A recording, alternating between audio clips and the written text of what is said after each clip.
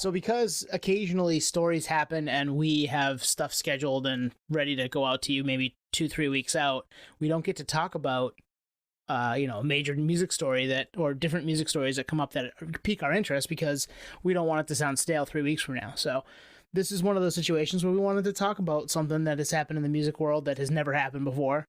And it wouldn't make sense coming out 3 weeks from now. So what am I talking about, boys? We're talking about T-Swift, T-Swizzle. She became the first artist to claim, the Billboard Hot 100's top 10 songs in a single time frame, which did some digging. Drake had 9 of them in September 2021. So fairly as a year ago. Yeah. Before that, I don't know what it was before that, but probably not as high as that. But this is a lot of people saying this is monumental, the highest achievement you could possibly do in the music world. So we're going to dig into that. Well, they've been calling Taylor Swift the music industry too. That's her nickname now. Yeah, so the casual music fan might not be like us geeks, but we're a little bit more conspiracy driven. So this falls into the Taylor Swift conspiracy theory segment, discovery, investigation. Is it real? Is it true? No, I think it's real. It's definitely real. It happened, and the reasons why it happened all make sense, right? Mm-hmm, totally. Yeah. But there's something we have to acknowledge is the current landscape. It is geared to make this happen in the same way that this could only happen in this era. It's the same way that Linkin Park's Hybrid Theory went diamond 20 years ago. It could only happen in that era. So I think we need to remember that. Yeah, this is the going platinum or going diamond for this era, where an artist can put out an album, an artist of her size, Taylor Swift, or say Drake, like you said, can put a record out that is downloaded by everybody, listened through by everybody, I say everybody in quotation marks, a very large number of people, and that ends up getting, because of all the way the streaming metrics work nowadays and the charts work nowadays, that ends up landing her 10 songs in the top 10.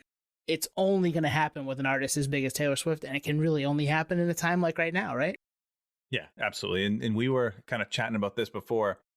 She has everyone on the planet pulling for her. She has her team. She has the record label. She has the streaming services, which I have a fun fact about that, which I'll get to in a minute. But then she also has the brick and mortar stores pulling for her, where, 20 years ago, all those existed except the DSPs. Yep. So now you layer that in and you can't escape it. No matter how much you try, you cannot escape this album. So it makes sense. Yeah, no, that's actually, so I take it back. It's not that it's not real. It's just over exaggerated in the sense that it's shotgun blast in every direction. I mean, when you have that kind of promotion engine, it's kind of inevitable, right? So she has a team that's willing to swing for her 24 hours a day, automated in every possible way. So, and then you throw in the auto pen signed albums, and like you said, brick and mortar is also thriving out of thin air. Well, that, and I mean, there's like a million different variants of Midnights, right? That's the record that just came out. And because of that, a bunch of people can't get their stuff pressed too. So like we said, she's the music industry, and when an artist of her stature, and there probably isn't an artist of her stature anymore, like she's it, and then there's everybody else. Drake is close. There are a few that are in that ballpark, but no one moves the units the way that T Swift does right now. And while we're in awe of the fact that she has 10 of the top 10, she has every possible thing going for her to allow this to happen. And the music is good. Throw that on top of it. But man, if the game isn't rigged for an artist of this size to do something like this, I don't know what game we're playing. That's a great way to put it, because we almost have to look at this from like the current time forward. We can't compare what just happened to the history of music, because it's a whole different playing field. It's a whole different landscape. It's like trying to compare some pitcher nowadays to Cy Young, who won 500 games. Well, the motherfucker played every other game. Like, you can't compare. It's a whole different era. So there's your sports analogy for the night. Oh, dude, that's a great analogy because I was thinking sports analogies in my head too. It's like Babe Ruth, and then you got Mark McGuire and Sammy Sosa in our era. It's like, well, dude, they didn't have steroids back then. Right. Yeah, same thing. I mean, the industry is definitely propping her up. I will say if there's any artist that's deserving of it, it's definitely her. So don't take this as we're taking things away from her. But I do have a personal story that happened today to me about this album. It was perfect that we decided to do this because I have this story. So I listen to a shitload of music all day, every day. I opened my Spotify app and I had a pop-up.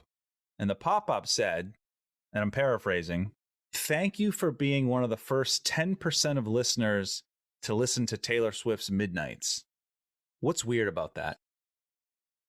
They're trying to get you to click on it again. So you just said a keyword again. I never listened to it to start. You didn't? I never listened to that.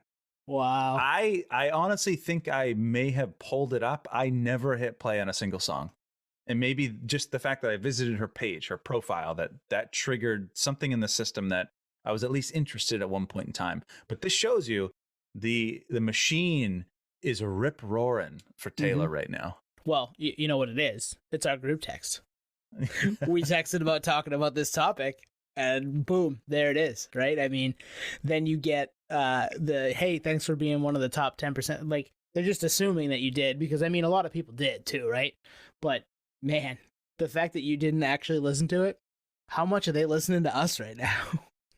Well, say even if I did listen to it, that's the first time I've ever heard of getting a push notification outside of U2's album that was pushed to everyone's iPhone. This is like a notification to say, hey, heard you dabbling with that Taylor album. Here, listen to it again, buddy. We know you want to. Click on it. Click on me.